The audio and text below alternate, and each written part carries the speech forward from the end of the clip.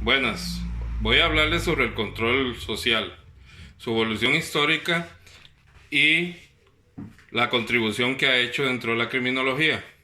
Para dar inicio con nuestro tema, vamos a hablar sobre el pensamiento de Hal Crane Harold, que dice que la maldad es generalmente producto de la ociosidad social. El concepto de control social fue originado por el sociólogo norteamericano Edward Ross, quien la utilizó como categoría enfocada en los problemas del orden y la organización social. Se buscó la estabilidad social integrada por varios valores únicos y uniformadores del conglomerado humano. Este concepto no consideraba los controles estatales de los Estados Unidos porque en la práctica no demostraron su operatividad para la construcción de la armonía social. Se consideró que la esencia controladora sería asumida por la sociedad a través de la interacción social persuasiva que producía un proceso de asimilación e internalización individual de las normas culturales. Este control está asociado a la sociología académica norteamericana, conocida como la Escuela de Chicago. Esta escuela hace referencia a la interacción como base de la comunicación social y le otorga la capacidad cohesionadora y estructurada del consenso de las grandes urbes estadounidenses. Después de la Gran Depresión económica de los Estados Unidos, el Estado comenzó a asumir un papel descentralizador estratégico del control de la sociedad.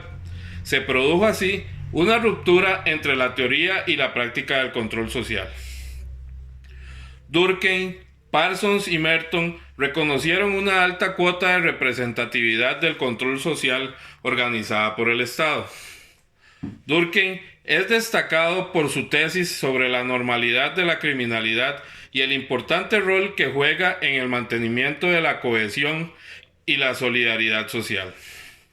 Afirmó que el delito representa un factor de salud pública que garantizó la movilidad y la alternancia de la generalidad de las normas sociales, incluyendo aquellas que promulga el Estado a través de las leyes y derechos. También Durkheim introduce el concepto de anomia, que se explica como la ausencia de efectividad de las normas sociales de todo tipo y genera una especial desorganización colectiva por la pérdida de la capacidad reguladora del control social normativo. Parsons enfoca la conceptualización de anomia desde el punto de vista psicosociológica y establece una relación entre la desviación y la carencia de control, enfocándose en el reconocimiento del derecho como manifestación del control social. Merton también continuó en el estudio de la anomia y se concentró en el estudio de la sociedad norteamericana. Él consideró que algunas sociedades son naturalmente criminógenas al propiciar que los individuos se decidan por un comportamiento desviado.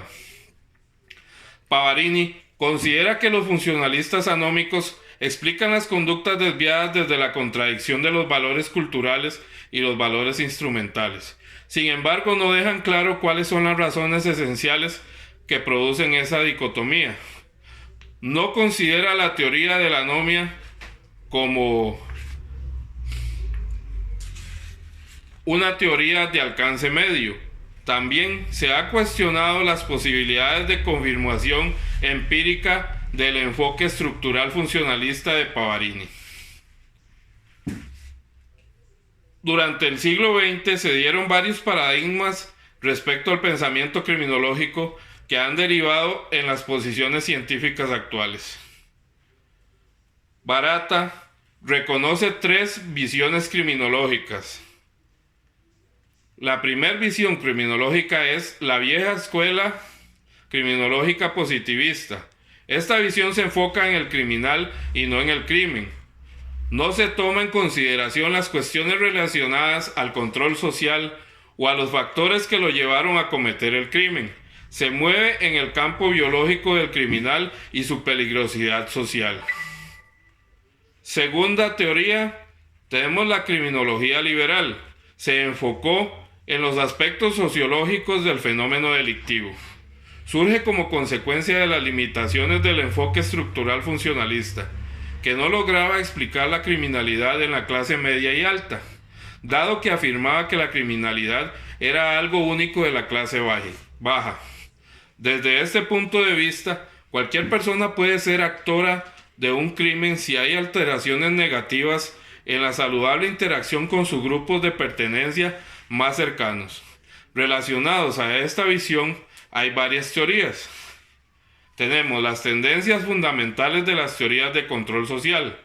Se da por evidente la explicación lógico-racional de la conducta desviada y se centra en esfuerzos científicos para fundamentar las razones del comportamiento no delictivo o accionar de conformidad social. Segundo, la teoría del arraigo social o vínculos sociales. Desarrollada por Hirschi, el control para que un individuo no caiga en la delincuencia está en los nexos que tiene con la sociedad. La ruptura de esos lazos significa una pérdida para la persona. Una vez estos desaparecen o se debilitan, no existe un arraigo social que sirve como muro contra el actuar criminal. Como tercera teoría tenemos la teoría de la conformidad diferencial. Bryan y Paliavin basan esta teoría en dos aspectos. El primero, afectación del individuo por estímulos pasajeros, y el diferenciado grado de compromiso de las personas con los valores sociales aceptados. Y el segundo, la interacción de estas resulta siempre diferente en dos personas sometidas a estimulantes analógicos. En otras palabras, una persona con alto grado de aceptación de valores sociales es menos probable que se involucre en actos delictivos que otro con menor grado de aceptación de los mismos valores. Como cuarta teoría tenemos la teoría del control interior. Reis considera que la criminalidad aparece como controles sociales ineficientes y la consecuente debilidad del control personal o interior. La quinta teoría es la teoría de la anticipación diferencial. Esta teoría, formulada por Gleiser, considera que la decisión de cometer o no un delito se basa en las consecuencias que el autor pueda anticipar. Estas teorías residen todas en el control social. Buscan aumentar el vínculo de las personas con las instituciones sociales para evitar que cometan delitos. También podemos mencionar el paradigma del control. Considera que la causa del delito se configura como un proceso problemático y relativo. Esto es, el fenómeno se constituye socialmente a partir de procesos de definición y selección. El mismo se subdivide en criminalización primaria, que se niega la natural ontológica del crimen. El delito es un fenómeno eminentemente normativo. Radica en quien posee la capacidad o poder de criminalizar. La sociedad decide cuáles conductas serán instituidas como tipos penales. Punto 2. La criminalización secundaria.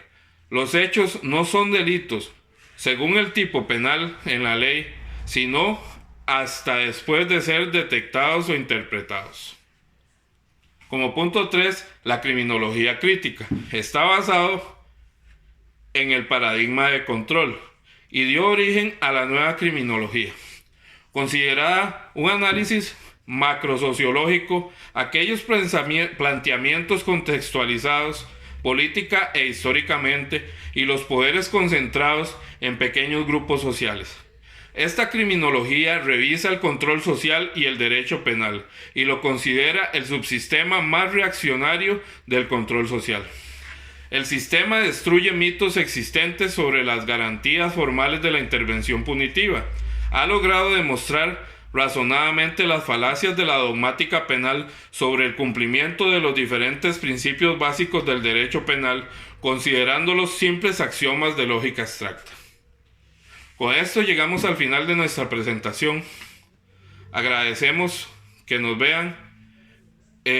Para mí es realmente un honor poder compartirles un poquito de conocimiento como futuro profesional de la carrera de ciencias policiales, contribuir un poco con nuestra sociedad, con el conocimiento y el crecimiento personal de cada quien. Nos vemos en una próxima oportunidad. Este video fue hecho para el curso de Criminología 2 de la carrera de Ciencias Policiales. Muchas gracias.